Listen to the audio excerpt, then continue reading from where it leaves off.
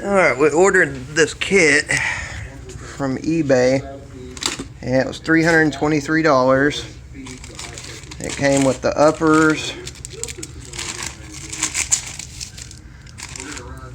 which are super beefy. I mean, they're kind of like UMI knockoffs, but they're not really knockoffs. They're super beefy. They're called Massive. They have polyurethane mounts.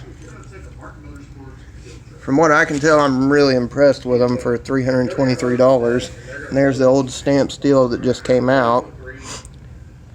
And as you can tell, it's all wallered out, and the pin fell out whenever I took the control arm out.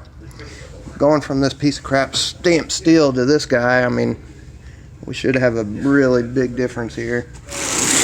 And it comes with all the hardware you need. Adjustable frame braces,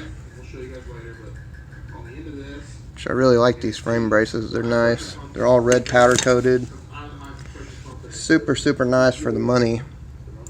So if you have a GMA body and you're thinking about doing these rear lower control arms and frame braces, I would definitely recommend doing these. You can go for the UMI if you'd like. For some reason, I've got a G body, but for some reason the same kit is $300, but it doesn't have the frame braces for some reason. I don't know what's up with that. But this kit comes with upper lower control arms and the frame brace and all the hardware for $323 shipped. And you know, as far as tubular rear control arms go, I mean, they're non-adjustable, they're not hind joints or anything like that, but I mean, if you're looking for a cheap upgrade from that, I mean, it's a good way to go. And it's going on this El Camino. It's a 72 El Camino, but in my opinion, it's, from what I can see, it's a really good deal. Now, I'll finish the video up whenever I get them in and we go for a test drive and see exactly how it feels and everything. Kind of update you guys on how this works out for us. Like I said, lock nut washers. I mean, I'm pretty sure these are grade 8 bolts. But anyhow, for $323, I mean, it's kind of hard to beat this deal.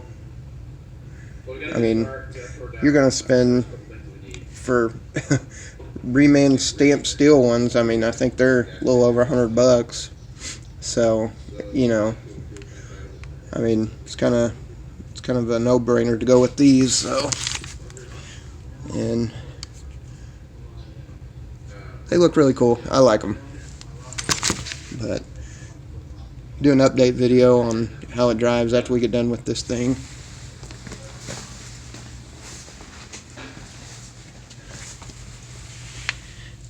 Right now, just got the one side out. And that's another thing, I haven't seen a video of anybody basically doing one with a stock coil rear end. So what we had to do is we had to manipulate the rear end with 2 different jacks to basically lean the rear end back to get this control arm to line back up, because what happens if you don't have the front jack to tilt the pinion up, basically this control arm will kind of go forward. It's not moving, but the rear end is going to move backwards a little bit. And what's going to happen whenever you get the bolt out of the one side of the hole, the farthest hole, it'll then get stuck on the inside hole and get crooked because the rear end is walking back. So that's why you have to have 2 jacks. And what we did is we started to lower the rear and jack the front to tilt that. And whenever that happened, it took all the weight off this control arm so we could pull the bolt out. And I wouldn't recommend taking both out at the same time because you've got the coil spring still in. But I just haven't seen anybody kind of explain that, and just kind of want to run that by, and if anybody has any issues doing these control arms. But still haven't done the uppers yet. I don't know if y'all can really see those very well, but the uppers are still in there. So he's the one that pulled it all apart, and he welded. Those will be. We're doing those last because we don't have the bushings in yet from O'Reilly's. The bushings that go in the upper part of the housing. And as far as to get those out, I just went and bought a cheap Harbor Freight ball joint press, and I'm just going to do it that way. So jam it today. You'll be ready to jam it today, right? Yeah, we're going to jam it today. And then after that, I'm just going to use that ball joint press to press those guys out, and then press in the new ones, which, I mean, you can use just about, anything really. I mean, you can use a C-clamp. I mean, you can use a C-clamp with sockets. I mean, there's a few different things you can do to get those out. But I'll video that so y'all guys can kind of see how I'm going to do that anyways.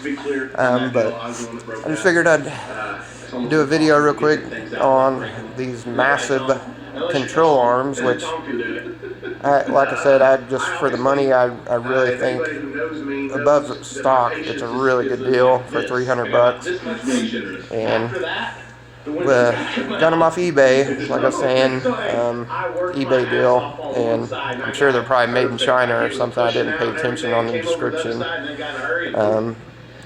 But for us, that's the route we're going, and going from stamp steel to these, I really think it's going to be a really big upgrade. So, but like I was saying, I mean,